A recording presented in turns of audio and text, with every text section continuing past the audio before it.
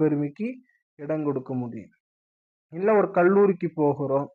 அப்படி கல்லூரிக்கு போகிற சமயத்துல நண்பர்கள் சில போதைப் பொருளை பயன்படுத்துவாங்க.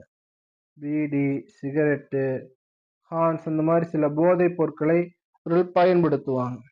அப்ப நீங்க கேக்குறீங்க, இதெல்லாம் தப்பு தானே, இதெல்லாம் போதை வஸ்துக்கள், கவர்மெண்ட் பேன் பண்ணிருக்குது, இப்படி பண்ணுகிறவர்கள் குற்றவாளிகள் சொல்றாங்க. நீங்க யதார்த்தமாக கேட்கிறீர்கள்.